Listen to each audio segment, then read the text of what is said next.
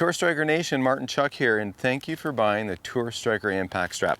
When you open the package, you're going to see you've got 3 pieces. Well, some assembly required. It's really simple. We'll put the packaging aside for a moment. So this is the spacer. What you're going to do is you're going to take the adjustable strap, and you're going to take the end that's piece on the bottom here, that little L shape, and fit this up through this area. You'll see that the ramp and this, it'll make perfect sense where to put this. And there's a thick piece of Velcro, so you'll want to run this through.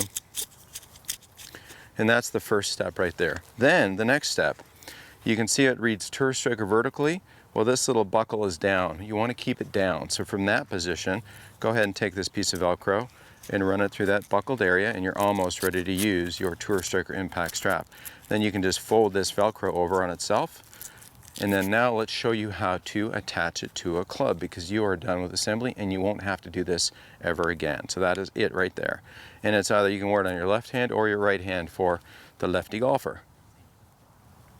So the Tour Striker Impact Strap, you can put it on any club, well, not your putter. But what you want to do first is go ahead and take the spacer, which is the plastic ramp, put it at the end of your grip. And it's a little awkward, you'll get the hang of it. But take that Velcro, loop it through the opposing side, and then just pull it on tight toward the end of the grip. So you might have to lay it down a little bit. Now that is on there. Now what you're going to want to do with that spacer is get it on top of the grip so that it rests on top. I'm going to tighten that just a little bit, and there we go. Now pull some length out from the adjustable strap, and then wrap that Velcro as tightly as you can around the shaft. And then go ahead and secure that completely. Now what you want is we want to get this to where it is butted up against the bottom of the grip. The spacer's in place. And with that, we've got this square to the club. And a little bit of play there's fine. Now you're ready to put it on the lead hand. To put it on the lead hand, my left hand, just simply fit the lead hand through. And you want the strap, the adjustable strap, to basically run up the top of your arm here, kind of running down between your thumb and index finger, and then give that a tug. And if it's too tight, you can pull that free for the moment, get the wrist strap on nice and snug, wrap it around, and you're almost ready to go. Once you get that on there, go ahead and take the adjustable strap for the wrist angle and get it into a comfortable wrist bend. What we want to avoid is a club that is completely in an alignment with our lead arm. Go ahead and put in some angle, and we'll get started from this right here. And you can see this general angle, and you should be able to let the club hang with the strap supporting the weight of it right here. I'm going to add a bit more tension. There we go. And this is how we're going to get started with this feeling. This position that I'm demonstrating right now is a key delivery position in golf we call P6. In position 6, when the club is parallel to the ground and parallel to the target line for the last time, or with a draw golf ball, the club head a little bit behind the handle for the last at P6, what I want you to do is just feel the weight of this club kind of bearing down and putting stress on the strap.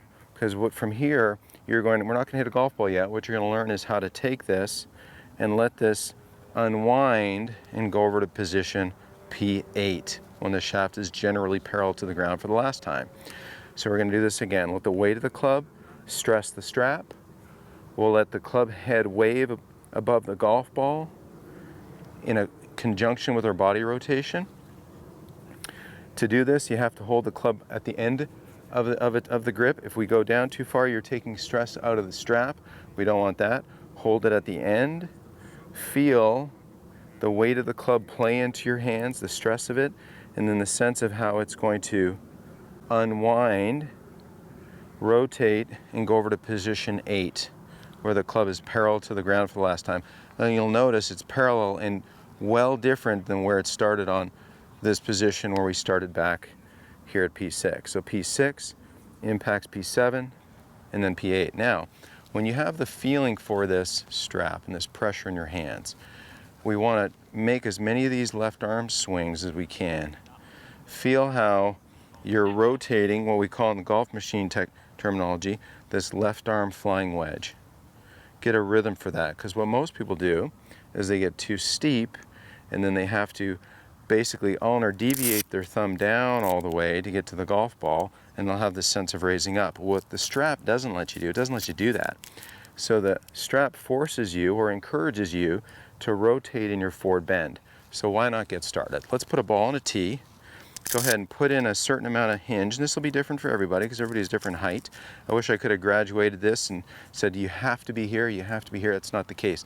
There's a little bit of feel and a little bit of discovery you have to do on your own. Now the elements of doing this right: grip the club at the end, put an angle in here, that angle won't go away.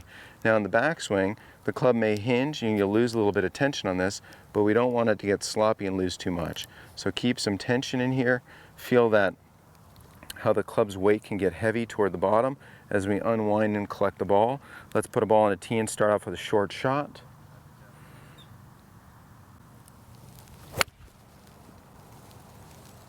And I'd say that's about a 60% shot with a 9-iron. Now as you graduate through this, I want you to add more and more speed. Now naturally there's an input to output relationship you may be feeling for the first time. As there's a little bit of motion in the lead arm, there's a lot of motion distally in the club head. But when we add that with rotation of our body, now we're starting to max out on our possible club head speed. So, and it's a great way to manage the club face, because if you're somebody that raises the handle a great amount, hits toe shots, flare shots out to the right, the Tour Striker impact strap's all but going to eliminate that for you right away. So again, feel the weight of the club in your hands right here, how the club gets heavy in P6, and that's our signal to unwind this golf club to and through impact. The momentum of the club head at that point will overtake you and pull you to a finish. Let's hit another shot. To get started, just use a tee, and you'll want to build your awareness with this, transporting the golf club,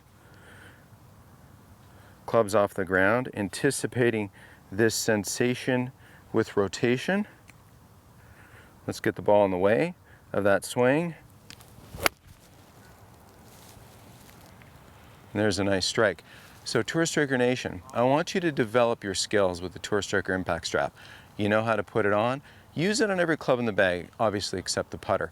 Get the awareness of this heft here, this heaviness, which is letting the club be shallow late in the delivery phase of the swing, and inspiring your body to unwind, to collect the golf ball with great elements of forward lean, a strong club face, and a stable club face that can help you start the golf ball on your target line so you can have more fun. Thanks so much, and come back and visit this space because we'll have more tips and videos to help you with your Tour Striker impact strap.